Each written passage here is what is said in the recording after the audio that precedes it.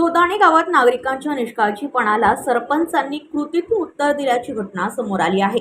वारंवार सूचना देऊनही नागरिक गटारात कचरा टाकत असल्याने सरपंच सीताराम चौधरी स्वतः फावडे घेऊन थेट गटारात उतरले आणि साफसफाई केली। पावसाळ्याच्या पार्श्वभूमीवर गटारांमध्ये मोठ्या प्रमाणावर प्लास्टिक आणि कचरा साचल्याने पाणी तुंबण्याचा धोका निर्माण झाला होता। रोगराई पसरू नये आणि पाण्याचा निचरा सुरळीत व्हावा यासाठी सरपंचांनी स्वतः पुढाकार घेतला। लोकप्रतिनिधीला प्रत्यक्ष गटार साफ करताना पाहून गावकऱ्यांनाही धक्का बसला असून सरपंचांच्या या कृतीचे परिसरात कौतुक होत आहे।